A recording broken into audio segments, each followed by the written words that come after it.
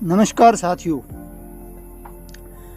अक्सर हमने देखा था कि एक साथ दो चांद भी दिखे थे, लेकिन आसमान में 7 ग्रह एक साथ कब नजर आएंगे और इसका धरती पर क्या असर होगा, तो चलो आ जाओ जानते हैं। आने वाले दिनों में अंतरिक्ष में एक अद्भुत घटना घटने जा रही है। इस दौरान 7 ग्रह एक साथ एक ही दिन में नजर आएंगे। यह घटना बुधवार 28 फरवरी को घटेगी। 28 फरवरी को याद रखना और देखना। वैसे मैं टोपी इसलिए पहनता हूँ क्योंकि जो बाल होते हैं ना वो ब्लैक होते हैं, तो मुझे की देने में थोड़ी दिक्कत आती थी, इसलिए टोपी पहनना शुरू किया। तो 28 फरवरी को ये घटना घटेगी। आसमान में बुध ग्रह, जब बुध ग्रह, वैसे ग्रह होते हैं ना, शनि, रवि यानी सूर्य, बुध, गुरु, धरती यानी पृथ्वी, वो सब कुछ वो ग्रह होते हैं। सूर्य मंडल है पूरा का पूरा। जैसे हमारे यहाँ मंत्रिमंडल होता है ना, उस तरह भगवान ने भी सूर्य का भी मंडल बनाया है। तो 28 फरवरी को जब बुध ग्रह आसमान में पहले से दिखाई दे रहे बाकी के 6 ग्रहों के साथ आ जाएगा। बुध ग्रह यानी चांद, मुझे उतना मालूम तो नहीं है, लेकिन हो सकता है चांद ही बुध ग्रह है। चांद ही बुध ग्रह है। तो चांद अन्य 6 ग्रहों के साथ आकाश में देखने को मिलेगा। उस दिन खगोल वैज्ञानिक 7 ग्रहों को एक साथ देख पाएंगे। यानी हम देख पाएंगे नहीं देख पाएंगे उसकी मैं आगे बात करता हूँ, लेकिन खगोल शास्त्री उनके पास टेलीस्कोप होता है। वो दोस्तों लंबी दूरी तक दूसरी गैलेक्सी में भी क्या हो रहा है वो देख सकते हैं टेलीस्कोप के जरिए। तो यह दुर्लभ घटना, दुर्लभ है दोस्तों, ऐसा कभी नहीं हो पाता। एक बार मैंने भी देखे थे 2 चांद, और वो जब मैं पढ़ता था प्राइमरी स्कूल में, गांव की प्राइमरी स्कूल में, तो हमारे गुरुजी ने बताया था कि ऐसा होने वाला है आज रात, और हमने देखा था। और उन्होंने वो भी कहा था कि वो अब 262 शायद उतने ही साल बाद देखने को मिलेगी ऐसी घटना। यानी जिंदगी में एक आदमी एक बार ही ये घटना देखेगा। तो ये दुर्लभ घटना वैज्ञानिकों के लिए कितनी महत्वपूर्ण है वो भी जानते हैं हम। अगर आप जनवरी और फरवरी महीने में रात के दौरान साफ आसमान की ओर देखेंगे तो आपको एक अद्भुत नज़ारा देखने को मिलेगा। जनवरी और फरवरी महीने में, यानी पहले और दूसरे महीने में रात में साफ आसमान की ओर अगर आप देखेंगे तो आपको एक अद्भुत नज़ारा देखने को मिलेगा।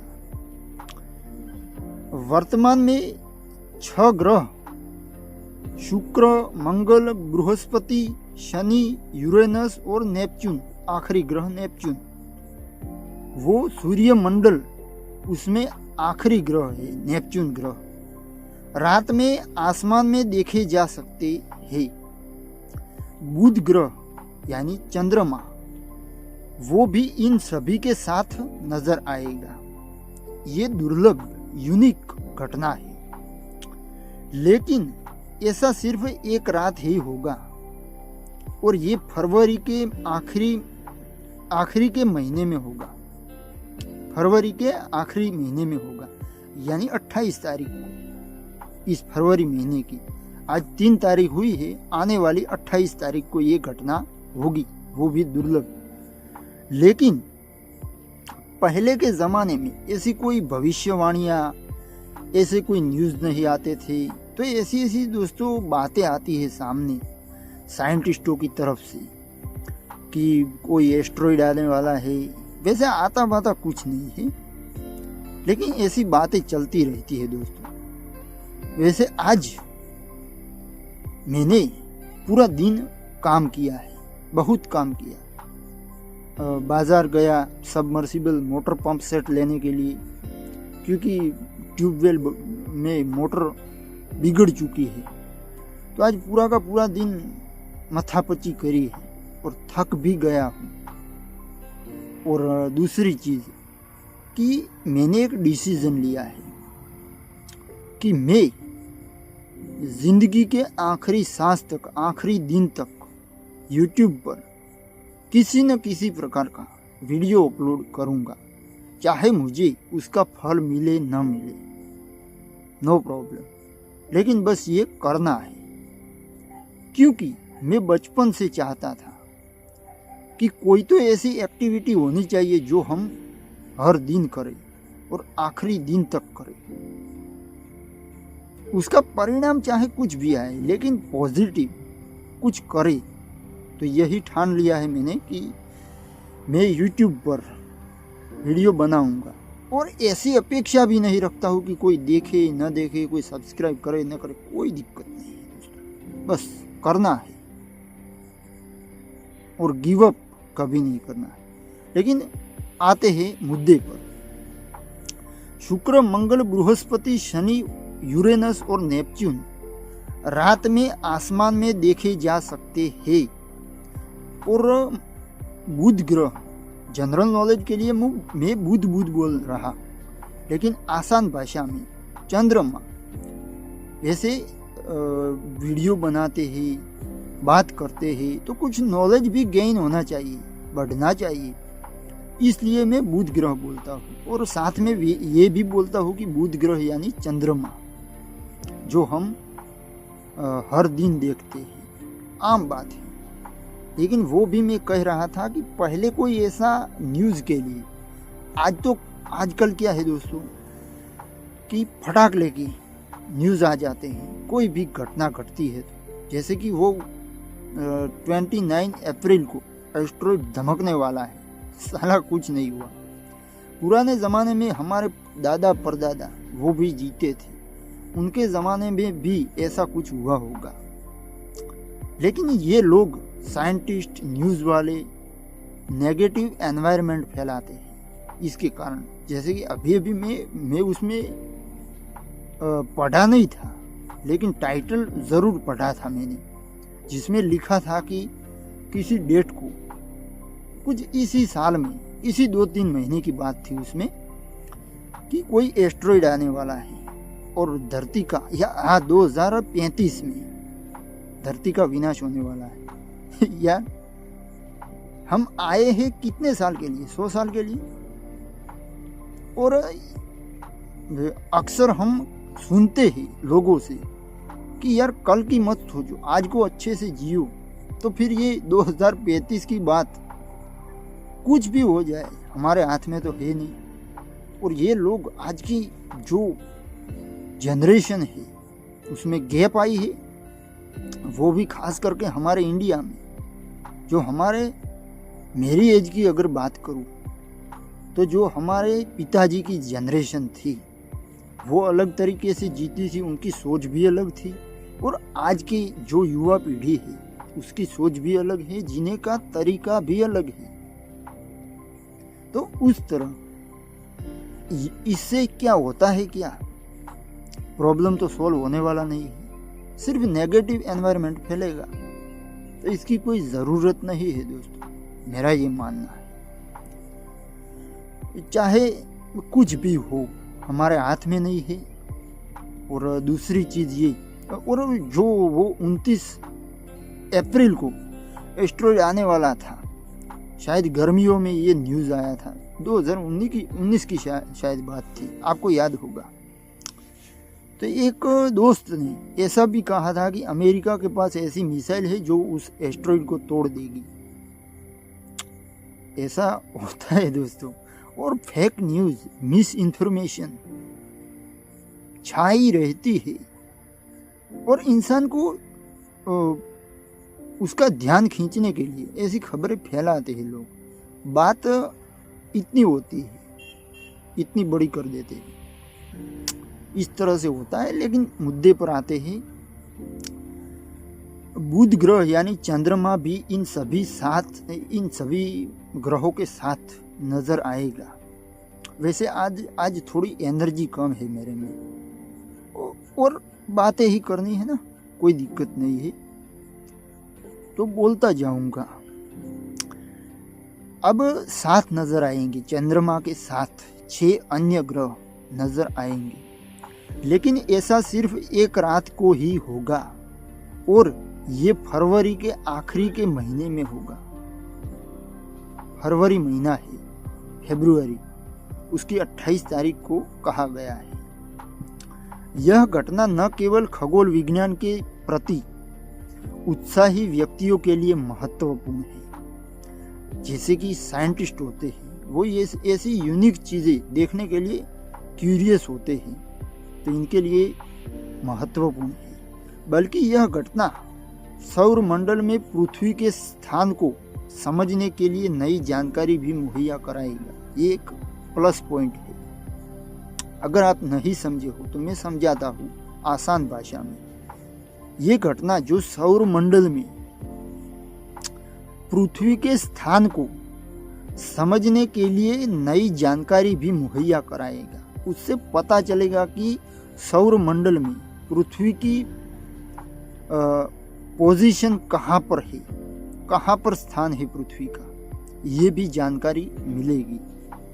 हमारे सौर मंडल के सभी 8 प्रमुख ग्रह अलग अलग गति से सूर्य की परिक्रमा करते हैं।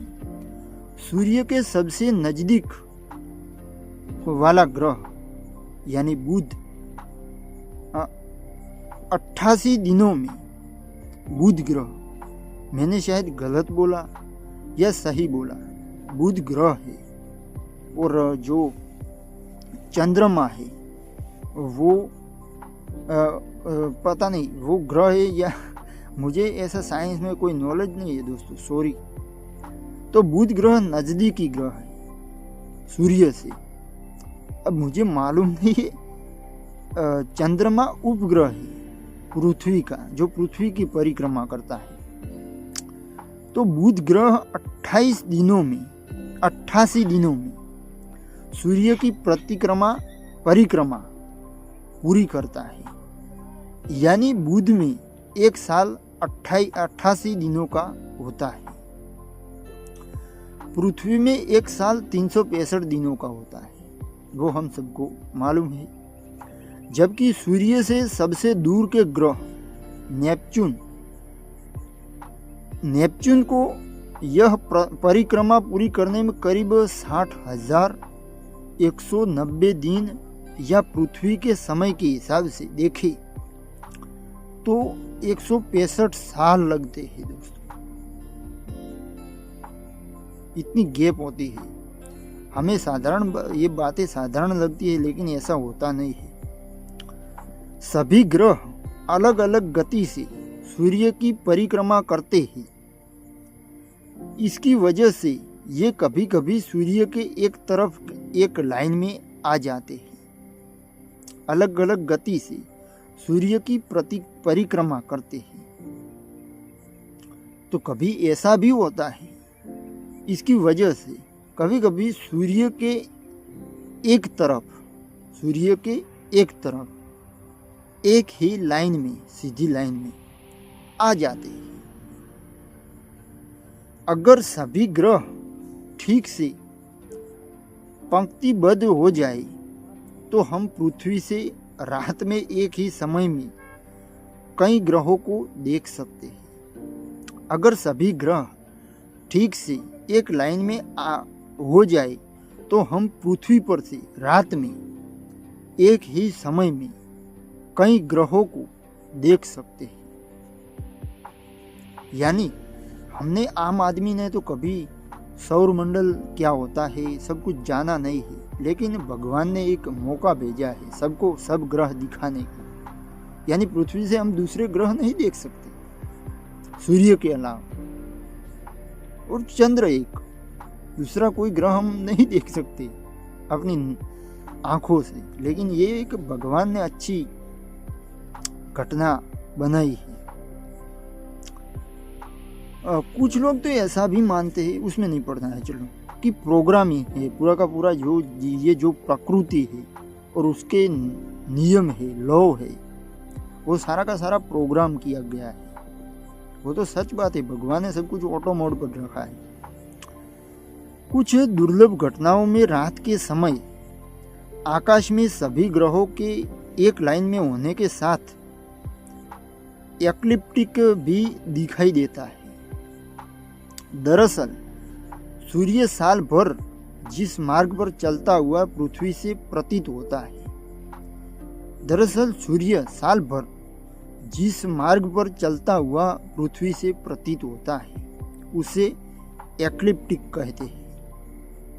यानी पूरे साल में सूर्य उगता है पूर्व दिशा में और अस्त होता है पश्चिम दिशा में, लेकिन वो पूर्व में ही उगेगा। यानी मेरे लिए ये पूर्व दिशा है हो, आप अगर इस तरह बैठे हो तो आपके लिए दूसरी होगी। तो इस तरह पृथ्वी से हमें प्रतीत होता है कि सूर्य एक ही मार्ग पर चलता है। लेकिन सर्दियों को भारत की बात करें तो सूर्य थोड़ा इस तरह होता है, जबकि गर्मियों में सीधी लाइन पर होता है। तो इस तरह हमें प्रतीत होता है, दिखाई देता है। और इस सूर्य की इस लाइन को जो चलता है वो हमें चलता दिखाई देता है, बाकी सूर्य चलता नहीं है दोस्तों, ये थोबड़ा फरता है, इसलिए रात दिन होते हैं। लेकिन पृथ्वी से हमें ऐसा महसूस होता है कि सूरज चल रहा है। तो उस सूर्य की जो चलने की लाइन है उसे एक्लिप्टिक कहते हैं। अब बुध, शुक्र, मंगल के लिए तो जाना पड़ेगा यार, बृहस्पति और शनि, ये सभी इतने चमकीले हैं कि इन्हें नंगी आंखों से देखा जा सकता है। कितने? बुध, शुक्र, मंगल, बृहस्पति और शनि, यानी ये 5 ग्रह, ये सभी इतने चमकीले हैं कि इन्हें नंगी आंखों से देखा जा सकता है, लेकिन इस तरह नहीं। जबकि यूरेनस और नेपच्यून को देखने के लिए दूरबीन या टेलीस्कोप की जरूरत होगी।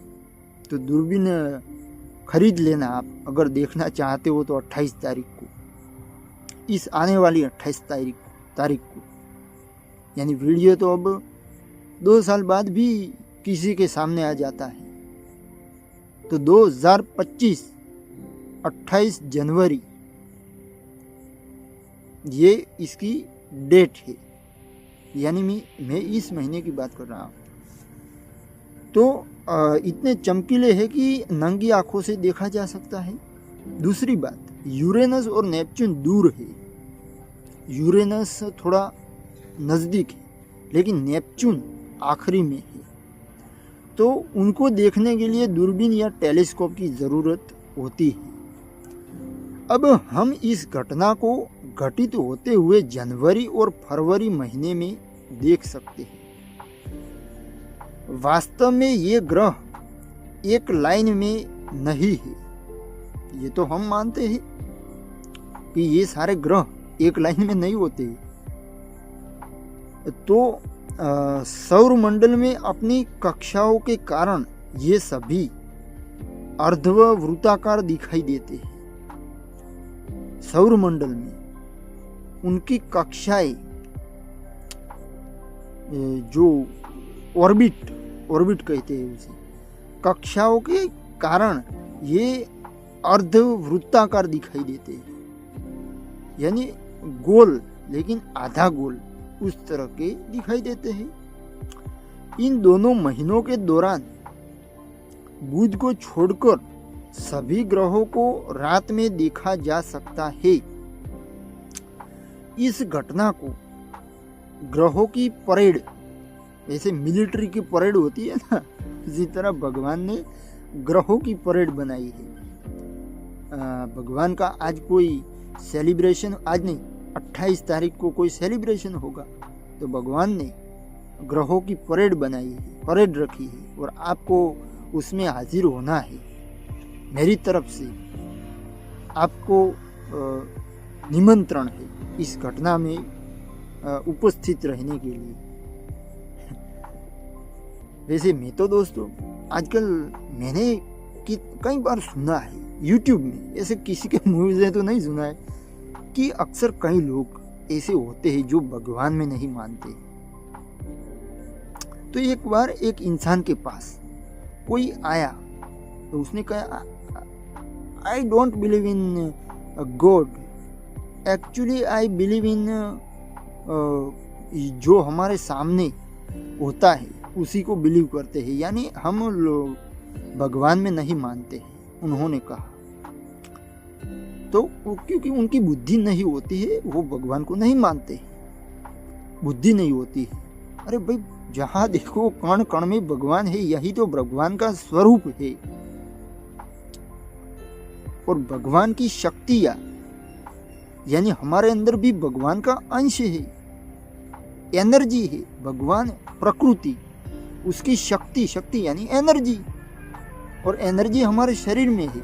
और जब गायब हो जाती है या निकल जाती है तब हम ऊपर चले जाते हैं।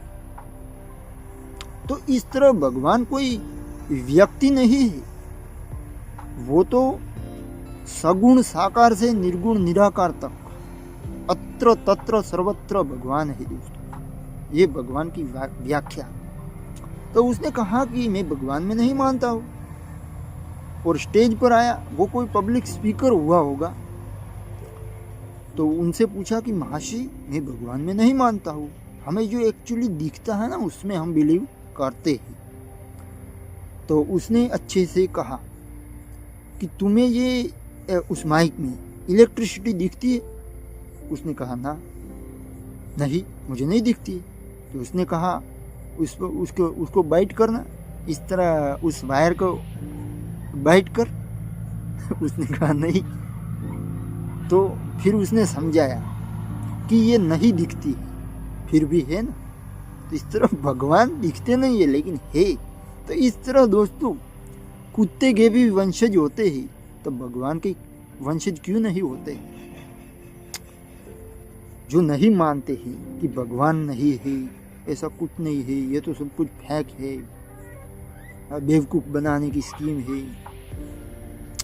ऐसा नहीं है दोस्तों। भगवान है, जो देख पाए उसके लिए है। लेकिन उनकी मानसिकता क्या होती है पता है? वो सब कुछ कंट्रोल करना चाहते हैं, लेकिन ऐसा होता नहीं है। जैसे कि हम मंगल पर जा सकते हैं, वैसे ऐसी कोई हमारे पास शक्ति तो नहीं है, लेकिन हमने भगवान की शक्ति का यूज किया। रॉकेट जिसमें फ्यूल डाला जाता है, फिर उसमें अग्नि लगती है और वो फ्रस्ट्रेशन देता है जी। और भगवान का नियम है, मैं साइंस का नियम नहीं मानता, वो भगवान का नियम है। मैं ये मानता कि जब हवा में फ्रस्ट्रेशन होती है तो कोई भी चीज़ ऊपर जाती है। तो इस तरह हम उस भगवान की शक्तियों को यूज करके हम मंगल पर जा सकते हैं, सैटेलाइट भेज सकते हैं, ऐसा कुछ कर सकते हैं। लेकिन वापस आते हैं हमारे टॉपिक पर।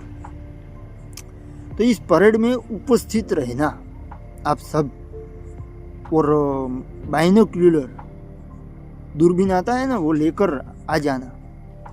अगर 28 फरवरी को मौसम साफ रहा तो, आज वैसे बादल छाए हुए हैं, अगर आज हुआ होता तो इस परेड को हम नहीं देख पाते। अगर 28 फरवरी को मौसम साफ रहा तो सभी 7 ग्रह एक पंक्ति यानी एक लाइन में देखे जा सकेंगे। वैसे ये हमारे कंट्रोल की बात नहीं है दोस्तों। आसमान साफ रहे या कैसा रहे, ये हमारे कंट्रोल की बात नहीं होती है, क्योंकि भगवान निमंत्रण देकर भी आपको नहीं दिखा सकता। ये भगवान की ताकत होती है। और दूसरी चीज ये कि हम अगर भगवान चाहे तो हमें एक करोड़पति बनाकर भी कटोरा लेकर सड़क पर खड़े कर सकता है। ये भगवान की ताकत होती है, इसलिए उसके सामने झुकिए, बस यही। उसका धन्यवाद मानिए, कुछ मांगिए मत, वैसे कुछ देगा भी नहीं। भगवान कुछ नहीं देता है, सब कुछ ऑटो मोड पर रखा है। कोई आदमी कर्म करता है, उसको फल मिलता है। तो भगवान का हर पल, हर मोमेंट शुक्रिया करो। उठो बैठो, तब जब भी याद आए, भगवान तेरा बहुत बहुत धन्यवाद, और अवश्य माफी मांगिए दोस्तों। बस इतना ही करना है। बाकी वो क्या बजाते हैं, वीणा, मंदिरा, ढोलका लेकर भक्ति करने की कोई ज़रूरत नहीं है, क्योंकि कर्म ही भक्ति होती है, कार्य भक्ति ही भक्ति, सच्ची भक्ति वही है दोस्तों। भगवान को साक्षी मानकर कर्म कीजिए। कर्म यानी कार्य, वो कीजिए, वही भक्ति है दोस्तों। और हाँ, आप ध्यान लगा सकते हो, वो सब कुछ कर सकते हो, लेकिन मैं ये मानता हूँ कि सच्ची भक्ति कार्य भक्ति है। तो 28 फरवरी को अगर मौसम साफ रहा तो हम ये सब कुछ देख पाएंगे। भगवान की परेड, ग्रहों की परेड।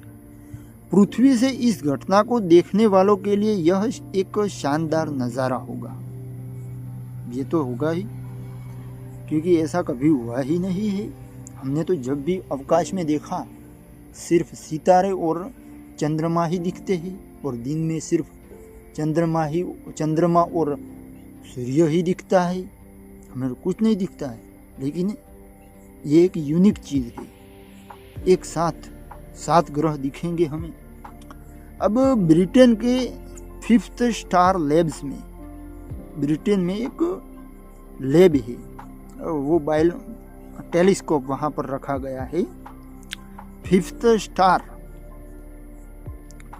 स्टार लैब, उसमें विज्ञान संचारक और खगोल शास्त्री जेनिफर मिलार्ड का कहना है, ब्रिटेन का खगोल शास्त्री और विज्ञान संचारक जेनिफर मिलार्ड, उसका कहना है कि ग्रहों को अपनी आंखों से देखना स्पेशल है, खास है।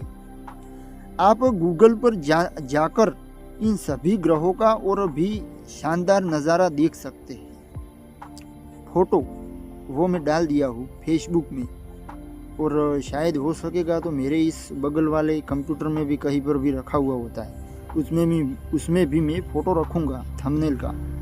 हो सकेगा तो, ऐसा प्रॉमिस नहीं करता हूँ, क्योंकि मैं ज़्यादातर एडिटिंग दोस्तों नहीं करता हूँ, क्योंकि उसमें समय बर्बाद होता है। शोभा बढ़ाने की कोई ज़रूरत नहीं है, ऐसे ही बात रख दो, आपकी जो कहना चाहते हो वो। यही मैं मानता हूँ और यही करता हूँ, और जब टाइम मिलता है तो करता हूँ एडिटिंग, तो मैं फ़ोटो रख दूंगा गूगल पर से डाउनलोड करके। और भी शानदार देख सकते हैं इस चीज़ को, यानी हम आभासी दुनिया में, मोबाइल में हम देख सकते हैं कि ये किस प्रकार का होगा। लेकिन वास्तविक नज़ारा तो आपको देखने के लिए 28 फरवरी को ही देखने को मिलेगा, नरी आँखों से, अपनी आँखों से। लेकिन जब आप इन्हें देख रहे होते हैं तो ये फोटोन होते हैं, फोटोन कण आते हैं, वो होते हैं जो अंतरिक्ष में लाखों या अरबों मील की यात्रा करके आपके रेटिना तक पहुंचते हैं। यानी मैं भूल गया, फोटो तो देख सकते हैं आप, लेकिन शायद इन्होंने लाइव किया होगा टेलीस्कोप से सीधा। टेलीस्कोप जो होता है ना, उसमें कैमरा फिट कर दिया होगा और यूट्यूब या गूगल पर लाइव होगा। ये मुझे नहीं पता कि टैग लाइन उसकी क्या है, लेकिन आप प्रयत्न करना, लिखना कि 7 ग्रह को क्या बोलते हैं, 7 ग्रह एक साथ, ऐसा कुछ सर्च करना, टैगलाइन लिखना, शायद मिल जाए आपको। तो ये फोटोन होते हैं। जब आप इन्हें देख रहे होते हैं ना, तो ये फोटोन होते हैं, फोटोन कण आते हैं जो अंतरिक्ष में लाखों या अरबों मील की यात्रा करके आपके रेटिना तक पहुंचते हैं। रेटिना यानी आंख की जो मणि आती है ना, उस तक पहुंचते हैं। साइंटिफिकली देखा जाए तो हम देखते कैसे हैं? प्रकाश के कारण। जब प्रकाश किसी चीज पर पड़ता है, तो वहां से रिफ्लेक्ट होकर हमारी आंखों तक पहुंचता है, फिर दिमाग उसको पहचानता है। यानी एक कुदरती सिस्टम रखी गई है शरीर में, हमारे अंदर। तो ये सब कुछ दिखता है हमें रिफ्लेक्शन के कारण।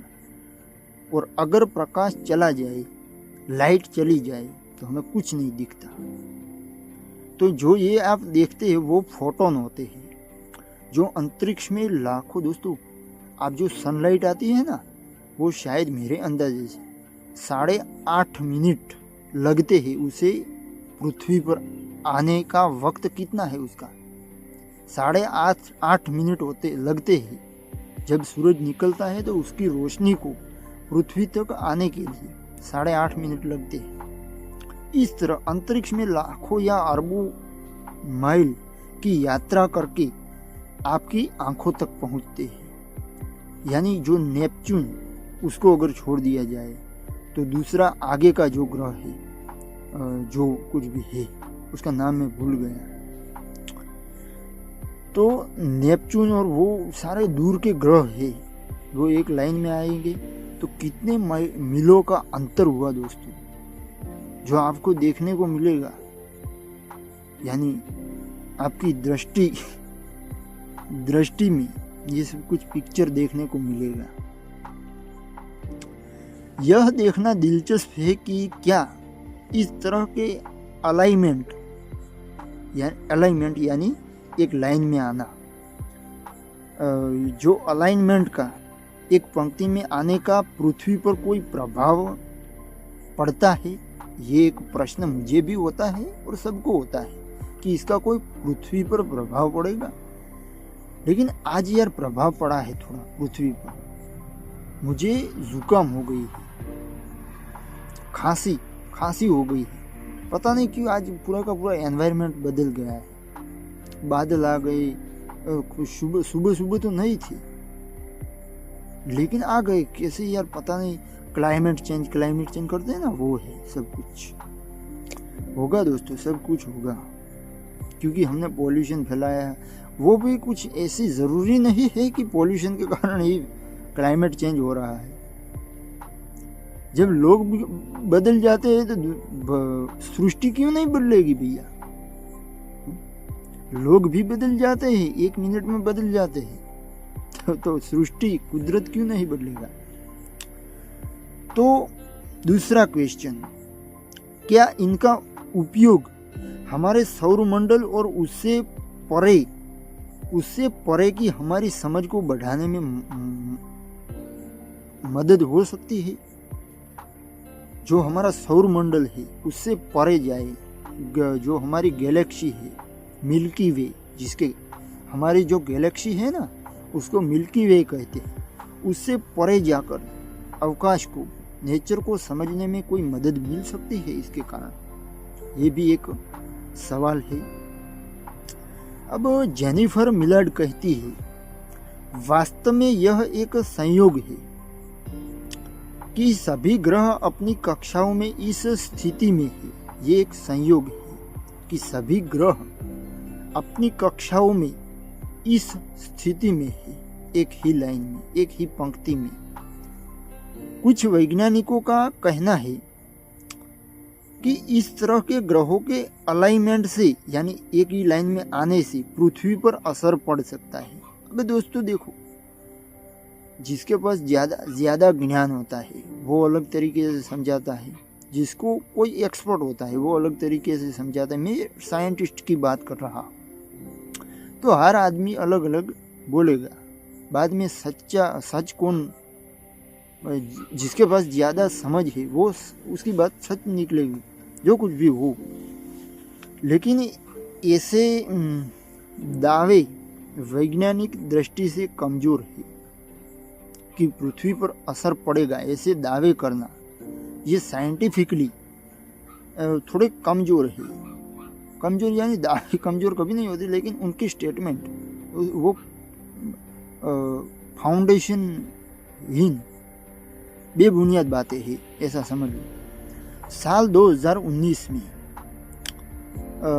रिसर्चर्स ने दावा किया कि ग्रहों के अलाइनमेंट ने सूर्यमंडल की गतिविधियों को प्रभावित किया है। 2019 में जब वो हुआ था ना, चंद्रमा वाला नहीं, एस्ट्रॉइड वाला, कभी कभी ये बातें बाहर आती है साइंस और जो स्पेस की। तो जब उसका एक ट्रेंड आता है तो नए नए लोग आकर बोलते हैं, और आजकल इंटरनेट का ज़माना है तो फिर बातें भी ज़्यादा फैलती है। तो शोधकर्ताओं ने 2019 में दावा किया था कि ग्रहों के अलाइनमेंट ने एक ही पंक्ति में आना सौरमंडल की गतिविधियों को प्रभावित किया है। सूर्य के बारे में मुख्य प्रश्नों में से एक ये है कि सूर्य में सबसे ज़्यादा गतिविधि और सबसे कम गतिविधि का चक्र, जो कि हर 11 साल का होता है। अब इसको मैं थोड़ा एनालाइज करता हूँ, विश्लेषित करता हूँ कि सूर्य के बारे में मुख्य प्रश्न में से एक ये है कि सूर्य में सबसे ज़्यादा गतिविधि और सबसे कम गतिविधि का जो चक्र है वो हर 11 साल का होता है। 11 साल का होता है गतिविधियों का चक्र। जो कुछ भी नया पुराना होता रहता है, वो जैसे हमारे यहाँ रात दिन होता है, तो इस तरह की गतिविधियाँ उसमें सूर्यमंडल में सूर्य की गतिविधियों में का चक्र 11 साल का होता है। वह कैसे चलता है, ये एक प्रश्न है। तो जर्मनी के ड्रेसडेन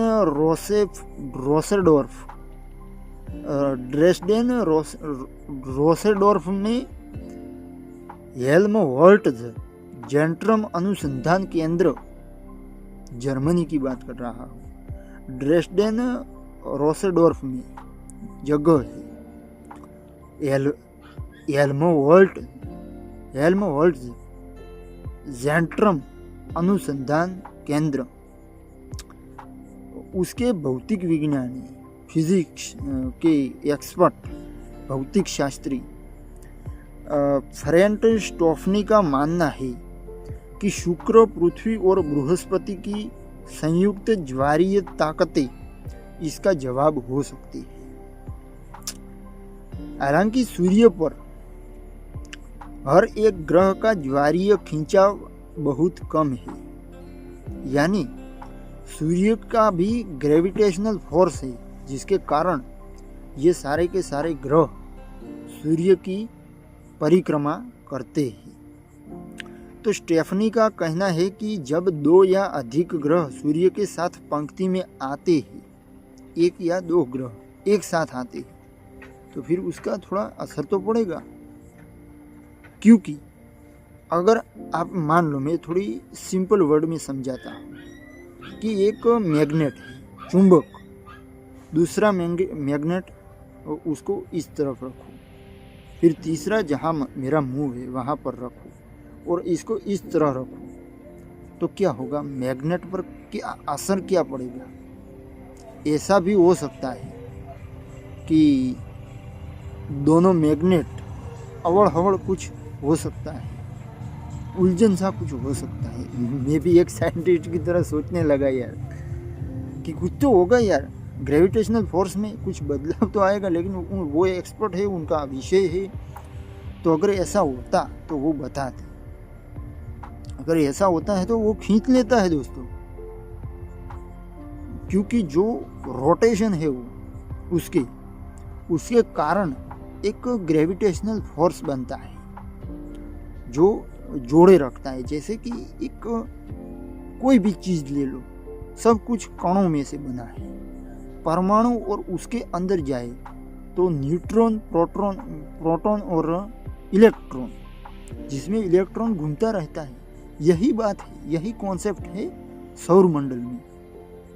जब घूमता है, गति बढ़ जाती है, तो उसमें खींचाव महसूस होता है दोस्तों।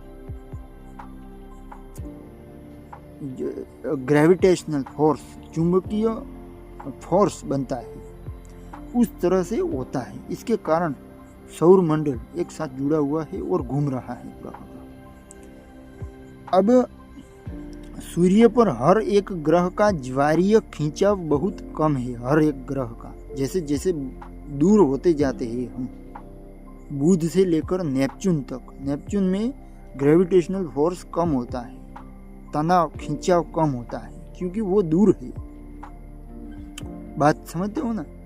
तो स्टेफनी का कहना है कि जब दो या अधिक ग्रह सूर्य के सामने एक लाइन में आते हैं, उसे सीजीगी के रूप में जाना जाता है।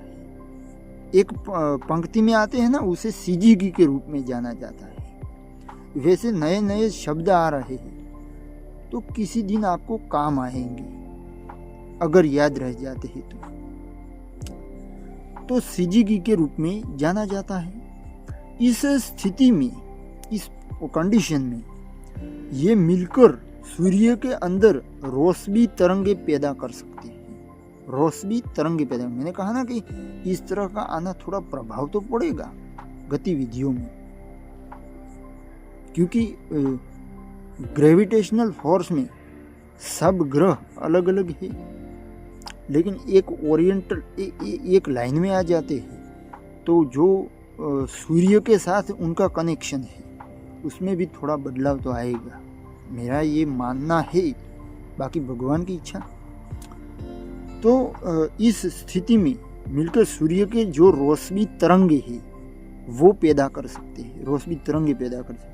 ये मौसम को प्रभावित कर सकते हैं, यानी क्लाइमेट चेंज हो सकता है। स्टेफनी कहती है कि पृथ्वी पर रोशनी तरंगे साइक्लोन, यानी वो तूफान आता है ना, वो तो जो रोशनी तरंगे है वो साइक्लोन और एंटी साइक्लोन का कारण बनती है। पृथ्वी पर रोशनी तरंगे जब बढ़ती है या घटती है तो साइक्लोन और एंटी साइक्लोन, यानी साइक्लोन आता है तो वो कोई सीधी लाइन में हवा नहीं फूंकता है, चक्रवात आता है गोलमोल गोलमोल। आपने तो अब एडवांस हो गए हैं ना, आप भी मेरी तरह, तो आपको भी पता होगा, क्योंकि वो दिखाते हैं ना न्यूज़ में कि इस तरह से ये गुजरात के पास आ गया है ये साइक्लोन, उसके नाम भी दिए जाते हैं। तो इस तरह घूमती है हवा पृथ्वी के एनवायरनमेंट में, वातावरण में। पहला वातावरण होता है, फिर मृदावरण यानी मिट्टी, उस तरह वर्ण होते हैं, आवरण होते हैं पूरी की पूरी ब्रह्मांड में।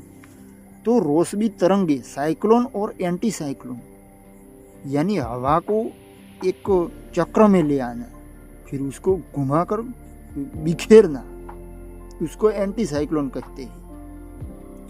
तो उसका साइक्लोन और एंटी साइक्लोन का कारण बन सकता है ये रोशनी तरंगे।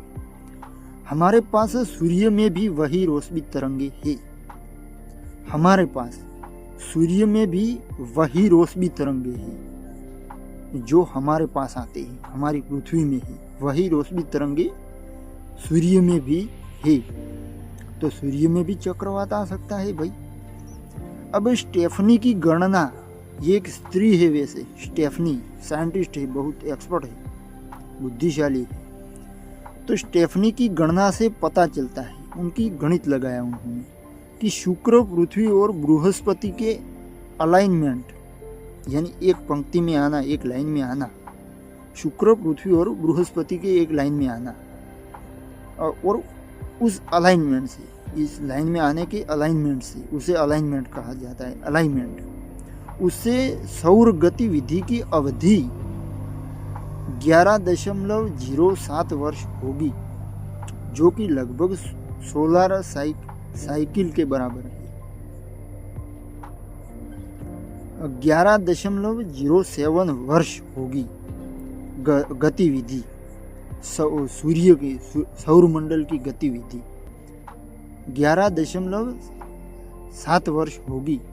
ठीक है ना, मैं चेंज आएगा, थोड़ा बड़ा भी चेंज आएगा इसके कारण, जो कि लगभग सोलर साइकिल के बराबर है। हालांकि हर कोई इस विचार से सहमत नहीं है। कुछ लोगों का मानना है कि सौर गतिविधि को पहले से ही सूर्य के भीतर की प्रक्रियाओं के जरिए समझाया जा सकता है। कुछ लोगों का ऐसा भी मानना है कि सौर गतिविधि होती है, उसका चक्र 11 साल का होता है, तो उस गतिविधि को पहले से ही सूर्य के भीतर की प्रक्रियाएं उसके जरिए भी समझाया जा सकता है। सूर्य के अंदर जो वहां पर तो धड़ाके होते हैं दोस्तों, और तरंगे फैलती है बहुत बहुत लंबी लंबी, इसकी हम कल्पना नहीं दोस्तों कर सकते। अब रॉबर्ट कैमरन जो है, रॉबर्ट कैमरन जर्मनी में Max Planck Institute for Solar System Research के एक सौर वैज्ञानिक है, और उन्होंने इस विषय पर साल 2022 में एक पेपर प्रकाशित किया था, रिसर्च पेपर पब्लिश किया था उन्होंने साल 2022 में। तो उसमें कैमरन कहते हैं, रिसर्च संबंधी साक्ष्य बताते हैं, रिसर्च में जो कारकों और साक्ष्य यानी उनकी साक्षी में जो होते हैं, इसके लिए 360 डिग्री दोस्तों व्यूज की जरूरत होती है। व्यूज यानी यूट्यूब के व्यूज नहीं, एंगल, सोचने का एंगल 360 डिग्री होना चाहिए, तभी आप इसको एनालाइज कर पाते हो, समझ पाते हो। तो ये रिसर्च संबंधी साक्ष्य बताते हैं कि सौर चक्रों को सीधे तौर पर प्रभावित करने वाले ग्रह नहीं होते। उनका रिसर्च ये कहता है कि सौर चक्र जो होता है 11 साल का, उसको सीधे तौर पर प्रभावित करने वाले ग्रह नहीं होते हैं। यानी जो ग्रह होते हैं वो ऐसे नहीं होते हैं जो सीधे तौर पर इस सौर गतिविधियों का चक्र है उसको प्रभावित कर सके, ऐसा कोई है नहीं, ऐसी कंडीशन नहीं है। ये एक पॉजिटिव और प्लस पॉइंट भी है, क्योंकि अगर थोड़ा चेंज हो गया तो यहाँ पर उथल पुथल मच जाएगी। इसलिए मैं थोड़ा इसको डिसिप्लिन से ले रहा हूँ। इसमें किसी भी तरह का कोई सबूत नहीं है, इस बात का कोई सबूत नहीं है कि जो सौर चक्र है उसमें ग्रहों में ऐसा कुछ है जो इस कंडीशन में कुछ प्रभाव डाले, ऐसा कोई बात है। एक रिसर्च, एक आभासी दुनिया में सोची हुई एक रिसर्च है, लेकिन इसका कोई ठोस सबूत नहीं है दोस्तों। जैसे कि कोई पदार्थ है, ये टोपी है, तो उसका सबूत है कि यह टोपी है, तो इस तरह का कोई सबूत नहीं है। तो ये एक माइनस पॉइंट है दोस्तों, क्योंकि अगर कोई चेंज आता है क्लाइमेट में, एक सीधी रेखा में जब आते हैं तब बहुत बड़ा चेंज आता है दोस्तों। हमको तो सोचने में ऐसा लगता है कि ये तो अच्छी घटना होगी, लेकिन ऐसा नहीं होता है। थोड़ा सा भी बदला काफी महंगा पड़ सकता है। लेकिन बात करते हैं ग्रहों के अलाइनमेंट की अन्य विवादास्पद विचित्रताएं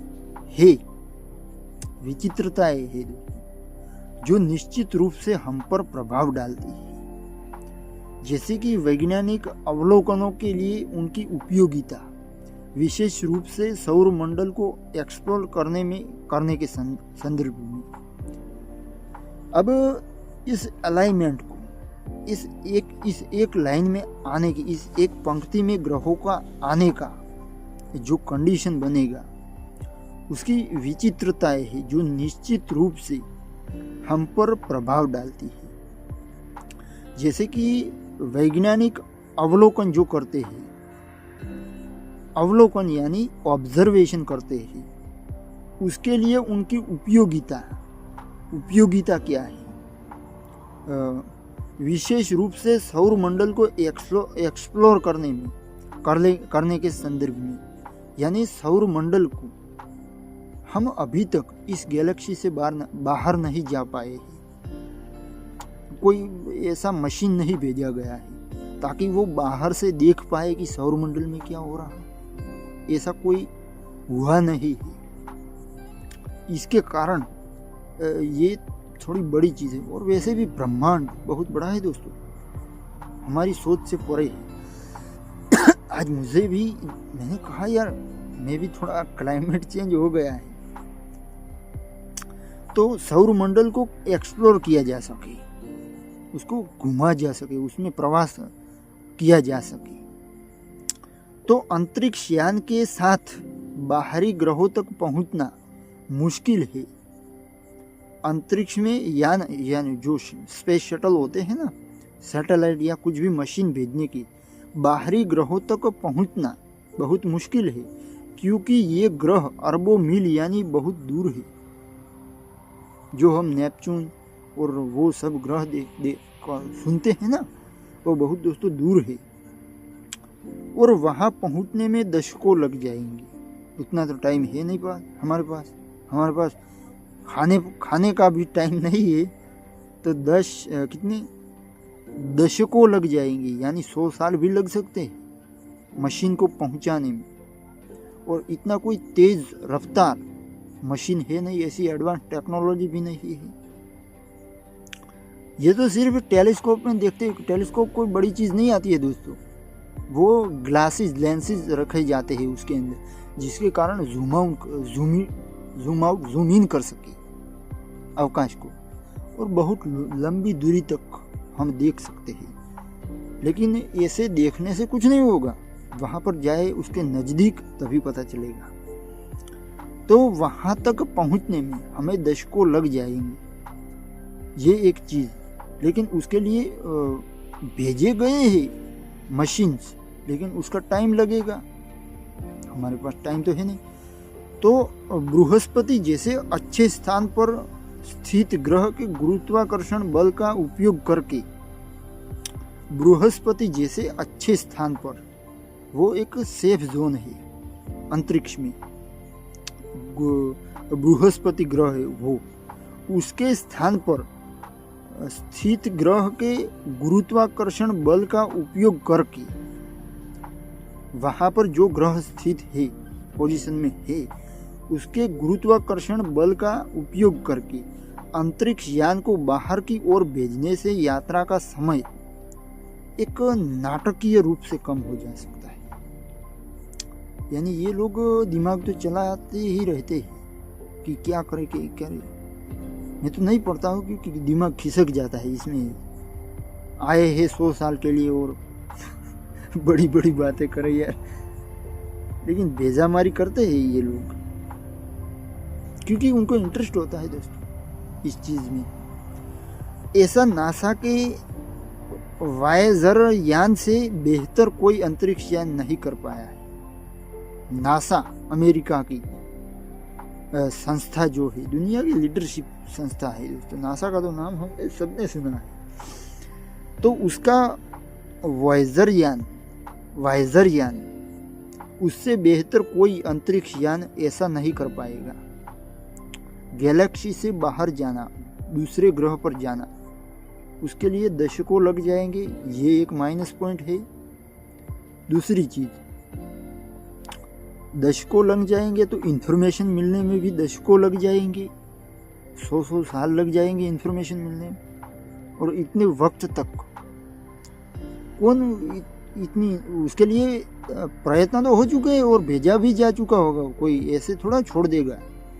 लेकिन उनका वायेजर यान जो स्पेस शटल उन्होंने भेजा है, या नहीं भी भेजा होगा मुझे पता नहीं, लेकिन उन्होंने भेज लिया होगा, क्योंकि ये लोग होते हैं ना, चाहे जितने भी पैसे खर्च हो जाए, प्रयत्न पहले करते, प्रयत्न पहले करो, पैसे की कोई दिक्कत नहीं है। तो इस तरह उन्होंने अगर आइडिया आया, अप्लाई कर दिया, उस तरह से होता है। तो ये एक एडवांस हमारे पास मशीन है, वायेजर यान। उसके ज़रिए हम कम समय में वहाँ तक पहुँच सकते हैं। साल 1966 में 66 में नासा के वैज्ञानिक गैरी फ्लेड्रो ने पता लगाया कि 1977 में 4 सबसे बाहरी ग्रहों बृहस्पति, शनि, यूरेनस और नेपच्यून का अलाइनमेंट होगा। 1977 में पता लगाया था उसने, साइंटिस्ट ने, कि ऐसा अलाइनमेंट होगा जिसमें बृहस्पति, शनि, यूरेनस और नेपच्यून का अलाइनमेंट होगा, यानी एक लाइन में आएंगे। इसकी वजह से इन चारों ग्रहों में सिर्फ 12 साल के अंतराल में जाया जा सकता है। इसकी वजह से उन्होंने पता लगाया था उस वक्त और उन्होंने उस पर काम भी किया था, तो उसके कारण हम 12 साल के अंतराल में जा सकते हैं, यानी 12 साल के समय में हम जाकर उसको ऑब्जर्व कर सकते हैं। जबकि अगर ये ग्रह अलाइंड नहीं होते तो इनमें जाने में 30 साल का समय लग जाता था। यह सौभाग्यपूर्ण अलाइनमेंट हर 175 सालों के अंतराल में केवल एक बार होता है। 175 ईयर में एक बार ही ऐसा संयोग होता है। ग्रहों की परेड भगवान करते हैं, सेलिब्रेशन होता है उनका। इसके कारण नासा ने साल 1977 में ट्विन वॉयेजर 1 और 2 अंतरिक्ष यान को बाहरी सौर मंडल के ग्रेड टूर पर भेजा। नासा के वैज्ञानिकों ने 1977 में ट्विन वॉयेजर मशीन को 1 और 2 अंतरिक्ष यान 2 भेजे हैं, बाहरी सौर मंडल में ग्रेड टूर पर भेजा है। वॉयेजर 1 ने 1979 में बृहस्पति और 1980 में शनि के पास से उड़ान भरी वॉयेजर ने, लेकिन यूरेनस और नेपच्यून को छोड़ दिया उसने, उस मशीन ने, क्योंकि वैज्ञानिक शनि के आकर्षक चंद्रमा टाइटन के पास से उड़ान भरना चाहते हैं। यानी वो लोग ऑपरेट कर रहे थे उस मशीन को पृथ्वी पर बैठकर कि कहाँ भेजना है, उस तरह से। तो यूरेनस और नेपच्यून को छोड़ दिया उन्होंने। क्यों? क्योंकि वैज्ञानिक साले ये भी जो खूबसूरत दिखता है ना उसके पास जाते हैं। उसी तरह वैज्ञानिकों ने शनि के आकर्षक चंद्रमा टाइटन के पास से उड़ान भरना चाहते थे। वो जो ऑपरेटर थे वो और प्रोजेक्ट के इंचार्ज थे उन्होंने। हालांकि स्लिंग शॉट इफेक्ट को बर्बाद किए बगैर ऐसा नहीं किया जा सकता था। स्लिंग शॉट इफेक्ट उसको बर्बाद किए बगैर उसको बर्बाद करना पड़ता है। स्लिंग शॉट इफेक्ट को उसको बर्बाद किए बगैर ऐसा नहीं किया जा सकता था। कैसा? यूरेनस और नेपच्यून को उसके नज़दीक नहीं जा सकते थे। लेकिन वॉयेजर 2 भी भेजा, उसके बाद तुरंत भेज दिया कि चलो भेजो, क्योंकि हमें इन्फॉर्मेशन तो चाहिए ना यार, फटाफट इन्फॉर्मेशन मिलनी चाहिए तभी काम होगा। अब वॉयेजर 2 ने इस अलाइनमेंट का इस्तेमाल करते हुए सभी 4 ग्रहों की यात्रा की और 1986 में और 1979 में यूरेनस और नेपच्यून की यात्रा करने वाला इतिहास का एकमात्र अंतरिक्ष यान बन गया। जो वॉयेजर 2 था वो भेजा गया था, वो उसने यूरेनस और नेपच्यून की यात्रा करने वाला 1979 में 1986 में भेजा गया और 1979 में यूरेनस और नेपच्यून की यात्रा करने वाला इतिहास का एकमात्र अंतरिक्ष यान बन गया। यानी वो यूरेनस और नेपच्यून दोनों के चक्कर काटता है और वहाँ से जो कैमरा होता है उसमें अलग अलग, जो मैंने एक कॉमेडी वीडियो बनाया था उसमें बहुत भूले भी की थी, लेकिन वो कोई दिक्कत नहीं है। उसमें मैंने बताया था कि उसमें अल्ट्रा रेड कैमरा इस्तेमाल किए जाते हैं जो स्कैन करते हैं, डिटेल में जाते हैं पूरे के पूरे जो ऑब्जेक्ट होता है उसके अंदर अलग अलग टेक्नोलॉजी यूज़ की जाती है जो हमने सोची भी नहीं होगी। ऐसी एडवांस टेक्नोलॉजी होती है उसके अंदर। अब अमेरिका के बोल्डर में कोलोराडो यूनिवर्सिटी के खगोल भौतिक विज्ञानी और वाइजर विज्ञान टीम के सदस्य, इस वाइजर प्रोजेक्ट के सदस्य थे वो, उनका नाम है फ्रेन बेगेनल। वो कहते हैं इसने बढ़िया से काम किया। अगर वाइजर 2 साल 1980 में रवाना हुआ होता तो उसे नेपच्यून तक पहुंचने में 2010 तक का समय लग जाता। मुझे नहीं लगता कि ऐसे में इसे समर्थन मिलता। ऐसी चीज के लिए कौन फंड देगा? ऐसी चीज के लिए कौन फंड देगा? वैसे फंड की भी जरूरत होती है ना संस्था को चलाने के लिए। ग्रहों का अलाइनमेंट सिर्फ हमारे सौर मंडल में ही उपयोगी नहीं है। खगोल शास्त्री ब्रह्मांड के कई अलग अलग पहलुओं की जांच करने के लिए अलाइनमेंट का उपयोग करते हैं।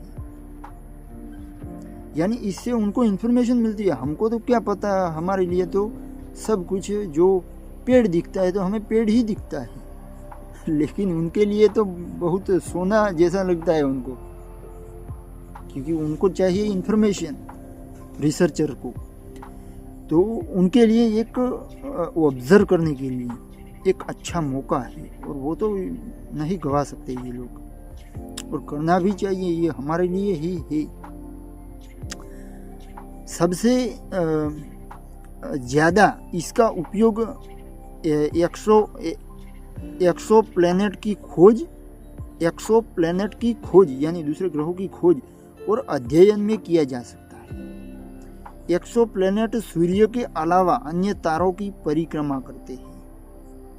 जो तारे हम देखते हैं ना वो सूर्य से भी बड़े हैं, और वो कोई उनका आकार नहीं होता है और घनत्व नहीं होता है। वो बस एक कणों का तूफान होता है जो तारे हम देखते हैं, सितारे। तो एक्सोप्लैनेट सूर्य के अलावा अन्य जो तारे हैं, सूर्य भी एक तारा है, सितारा है, तो तारों की परिक्रमा करते हैं एक्सोप्लैनेट यानी अन्य ग्रह। ऐसे ग्रहों को खोजने के प्रमुख तरीके को ट्रांजिट मेथड के रूप में जाना जाता है। जब कोई एक्सोप्लैनेट किसी तारे के सामने से हमें गुजरता हुआ दिखाई देता है, जब कोई एक्सोप्लैनेट किसी तारे के सामने से हमें गुजरता हुआ दिखाई देता है तो यह तारे के प्रकाश को मंद कर देता है। यानी तारे जब चमकते हैं ना, लाइट डाउन अप डाउन होती है ना, उसका कारण यही होता है। तो जब दोस्तों एक्सोप्लैनेट तारे से सामने से गुजरते हैं तो उसकी लाइट डिम होती है तारे की, तो यह तारे प्रकाश को मंद करते हैं, जिससे उसके आकार और कक्षा का पता लगाया जा सकता है।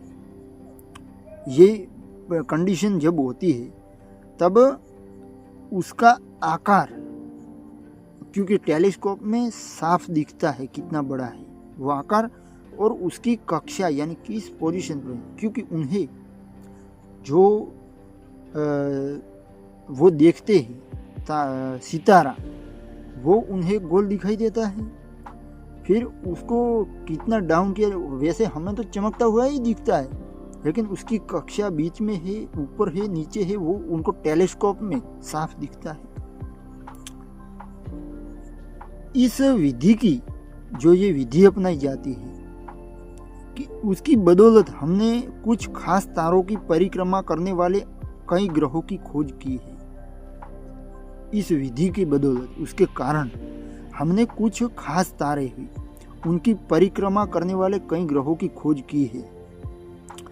अब ट्रैपिस्ट-1 पृथ्वी से 40 प्रकाश वर्ष की दूरी पर स्थित एक लाल बोना तारा है। पृथ्वी उसका नाम है तारे का, जो 40 प्रकाश वर्ष की दूरी पर स्थित है। उसका नाम है ट्रैपिस्ट-1। वो एक लाल बोना तारा है, लाल बोना तारा। इसमें पृथ्वी के आकार के 7 ग्रह है। इसमें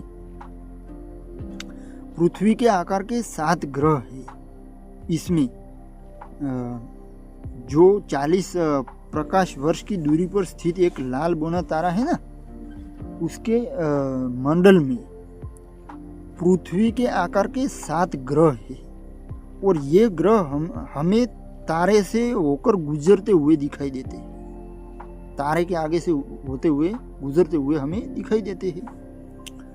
वैसे मैंने कहा ना कि अनगिनत ब्रह्मांड नहीं, सौरमंडल है और अनगिनत गैलेक्सीज है, जिसमें से एक हमारी है मिल्की वे गैलेक्सी।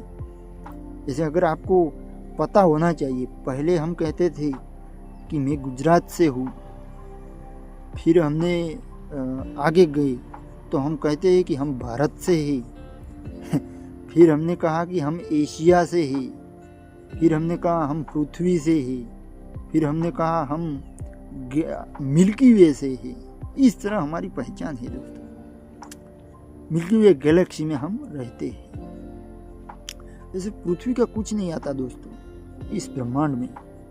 पृथ्वी एक बिंदु छोटे से भी ये रत्ती भी उसका कुछ नहीं आता, इतनी छोटी है तो इस ब्रह्मांड के अंदर। इसमें पृथ्वी के आकार के 7 ग्रह है और वो सितारे से आगे से होते हुए गुजरते हैं, क्योंकि उन्होंने टेलीस्कोप से देखा। ऑब्जर्वेशन करने के लिए कोई एक दिन में थोड़ा होता है, वो सालों लग जाते हैं और उनको भी अनुमान लगाना पड़ता है कि किस दिन ये होगा। तो इस तरह होता है दोस्तों। तो इस तरह के ग्रह वास्तव में एक दूसरे के साथ रेजोनेंस में है। इसका मतलब है कि सबसे बाहरी ग्रह अगले ग्रह की हर 3 परिक्रमाओं के लिए 2 परिक्रमाएं पूरी करता है। रेजोनेंस का मतलब क्या होता है? सबसे बाहरी ग्रह अगले ग्रह की हर 3 परिक्रमाओं के लिए 2 परिक्रमाएं पूरी करता है। ये थोड़ा अटपटा है, ये मैं भी थोड़ा समझाने में कठिनाई महसूस कर सकता हूँ, लेकिन थोड़ा दिमाग चलाना। मतलब कि ऐसे कई मौके हैं जब इस प्रणाली के कई ग्रह एक सीधी पंक्ति में आ जाते हैं। ऐसे कई मौके हैं हमारे पास जब इस प्रणाली के कई ग्रह, यानी एक प्रणाली है, ये एक पैटर्न है, उसके कई ग्रह एक सीधी पंक्ति में आ जाते हैं, जो कि हमारे सौर मंडल में नहीं होता है। ऐसा नहीं होता है हमारे सौर मंडल में, लेकिन अब होने वाला है। अब ट्रांजिट का इस्तेमाल करके हम ऐसे ग्रहों पर वायुमंडल के अस्तित्व का अध्ययन कर सकते हैं। ट्रांजिट का इस्तेमाल करके हम ऐसे ग्रहों पर वायुमंडल यानी वातावरण कैसा है, वहाँ पर रहने लायक है या नहीं, वहाँ पर जीव है या नहीं, ऐसा अस्तित्व का अध्ययन कर सकते हैं, अवलोकन कर सकते हैं। अब कैलिफोर्निया इंस्टीट्यूट ऑफ टेक्नोलॉजी में नासा एक्सो प्लैनेट साइंस इंस्टीट्यूट के खगोल शास्त्री जेसी क्रिस्टियनसन कहती है, जेसी क्रिस्टियनसन, अगर वायुमंडल वाला कोई ग्रह किसी तारे के सामने से गुजरता है जिसके अंदर वायुमंडल है, ऐसा ग्रह कोई तारे के सामने से गुजरता है, तो उस अलाइनमेंट का मतलब है कि तारों का प्रकाश ग्रह से होकर गुजरता है। अब कोई वायुमंडल वाला कोई ग्रह किसी तारे के सामने से गुजरता है ना, तो उस अलाइनमेंट, जो अलाइनमेंट का मतलब एक सीधी रेखा में आते हैं, उसको अलाइनमेंट कहते हैं। तो उसका मतलब है कि तारों का प्रकाश ग्रह से होकर गुजरता है, आर पार होकर गुजरता है। इसका मतलब ये होता है, आर पार नहीं, उसके आसपास से गुजरता है या इस प्रकार का कुछ। क्योंकि हमें इस डीप में जाने की कोई ज़रूरत नहीं है। और ग्रह के वायुमंडल में अणु और परमाणु, ग्रह जो होता है ना वायुमंडल वाला, उसमें अणु और परमाणु कुछ निश्चित तरंग दैर्ध्य पर प्रकाश को अवशोषित करते हैं। तरंग दैर्ध्य पर, ये साइंटिफिक नाम है तरंग दैर्ध्य, उस पर प्रकाश को अवशोषित करते हैं, यानी उसको आर पार भेजते हैं। जैसे कांच, ग्लास, वो भेजता है ना आर पार प्रकाश को, उस तरह। अब इससे कार्बन डाइऑक्साइड और ऑक्सीजन जैसी विभिन्न गैसों की पहचान की जा सकती है।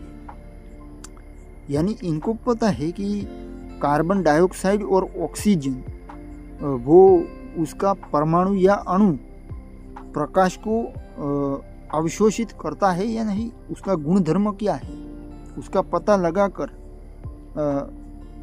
उस ग्रह पर विभिन्न प्रकार की गैस यानी वायुओं की, हवा की पहचान की जा सकती है।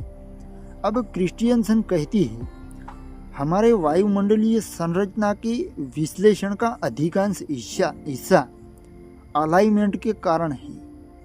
हमारे वायुमंडलीय संरचना जो है उसके विश्लेषण का अधिकांश हिस्सा अलाइनमेंट के कारण है। उसका एनालाइज हम क्यों कर पाए, क्योंकि अलाइनमेंट है, यानी एक पंक्ति में आना, उसके कारण हम एनालाइज कर पाते हैं।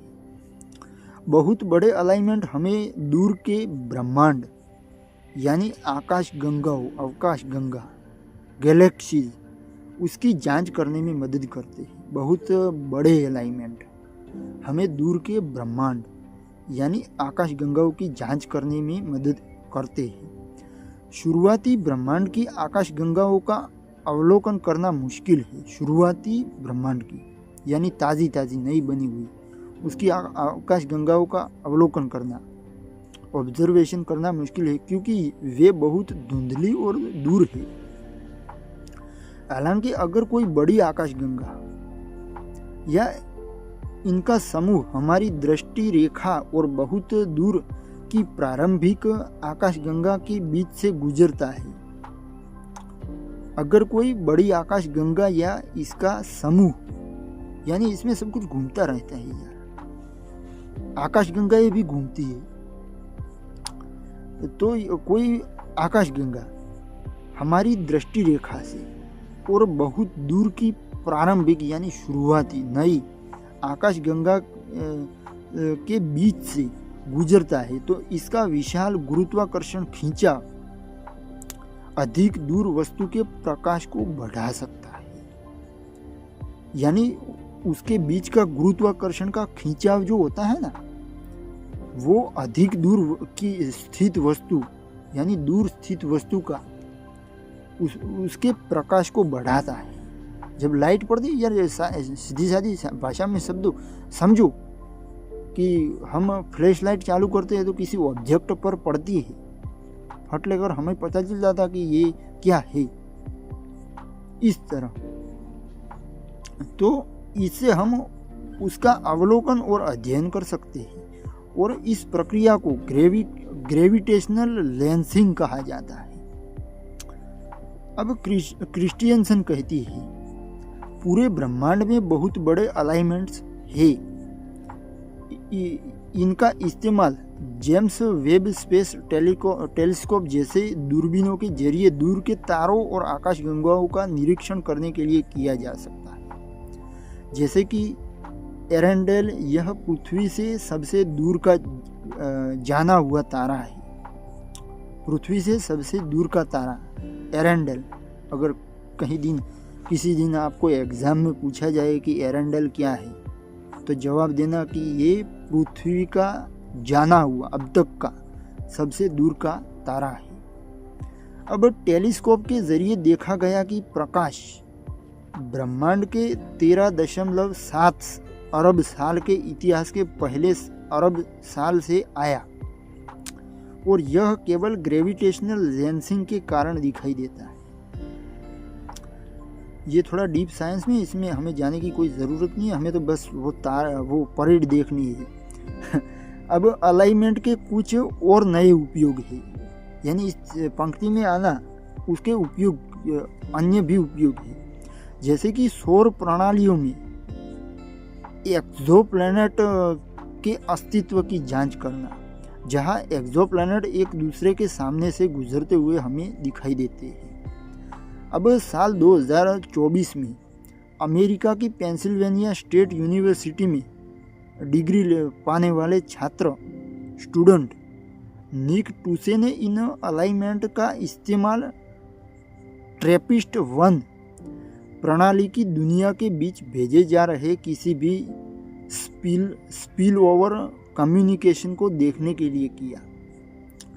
ट्रैपिस्ट 1 जो भेजा गया था यान, उस प्रणाली की दुनिया के बीच भेजे जा रहे किसी भी स्पिल ओवर कम्युनिकेशन को देखने के लिए किया। उसने, उस विद्यार्थी ने, जैसे कि पृथ्वी से हम अपने सौर मंडल के मंगल जैसे ग्रहों में रिवर्स और अंतरिक्ष यान से बात करने के लिए सिग्नल कैसे भेजते हैं। हम मंगल पर जाते हैं तो वहाँ पर सिग्नल भेजते हैं, तो उसमें दोस्तों यहाँ पर कमांड टाइप किया तो वहाँ पर सिग्नल जाने में टाइम लगता है। ऐसा थोड़ा कि कंप्यूटर में ऐसे बटन दबाए और व्हाट्सएप में मैसेज सेंड हो गया, इस तरह से नहीं होता है, टाइम लगता है बहुत। कमांड यहाँ पर भेजा और वहाँ पर कमांड शायद टाइम लगता है, एक दिन लगता है। और उसको ऑपरेट करने के लिए डिसीजन एक छोटी अवधि में नहीं लिया जा सकता, बहुत लंबा समय लेता है वो। तो हम सिग्नल भेजते हैं। अब टूसे कहते हैं, विद्यार्थी जी निक टूसे, वो कहते हैं जब भी दो ग्रह अलाइंड होते हैं यानी एक सीधी रेखा में आते हैं तो यह दिलचस्प हो सकता है। इस अवसर पर खोज पूरी नहीं हुई, लेकिन हमारे अपने सौर मंडल की ओर देखने वाली कोई एलियन सभ्यता इसी उद्देश्य के लिए समान अलाइनमेंट्स का इस्तेमाल कर सकती है। इस अवसर पर खोज पूरी नहीं हुई, लेकिन हमारे अपने सौर मंडल की ओर देखने वाली कोई एलियन सभ्यता यानी कोई दूसरे मनुष्य, परग्रही, दूसरे ग्रह पर रहने वाले, उनको एलियन कहा जाता है। तो एलियन इसी उद्देश्य के लिए समान अलाइनमेंट्स का इस्तेमाल कर सकती है। एक समान जब अलाइनमेंट होता है तो वो भी इस तरह का कोई यूज कर सकते हैं, हो सकता है वो हमारे से एडवांस हो सकते हैं। हालांकि इस महीने ग्रहों की अलाइनमेंट आपके देखने के नज़रिए पर निर्भर करती है। इस महीने की जो होने वाली से है 28 फरवरी को अलाइनमेंट, तो ग्रहों की अलाइनमेंट आपके देखने के नज़रिए पर निर्भर करती है। अगर आप सही कोण पर स्थित है, एंगल पर स्थित है, तो हमारे सिस्टम में कोई भी दो ग्रह अलाइंड हो सकते हैं। लेकिन यह कल्पना करना संभव है कि दूसरी और कोई और भी इसे देख रहा है, यानी दूसरा भी देख रहा है। उसे कहते हैं शायद कोई अन्य एलियन सभ्यता इसे जांच करने के अपने अवसर के रूप में देख सकती है। ये टूसे का आखिरी स्टेटमेंट था और यहाँ पर वीडियो ख़त्म होता है। और ये था स्पेस साइंस, जिसमें अटपटी बातें होती है लेकिन बहुत दिलचस्प बातें होती है। लेकिन दोस्तों, इसमें इतना लंबा दिमाग चलाने की कोई ज़रूरत नहीं है और प्रभावित होने की भी ज़रूरत नहीं है, क्योंकि मेरा वीडियो और मेरी बातें लोगों को बहुत प्रभावित करती है, बोरिंग कर देती है। तो इसलिए वीडियो देखने के लिए आपका बहुत बहुत दिल की गहराइयों के साथ धन्यवाद।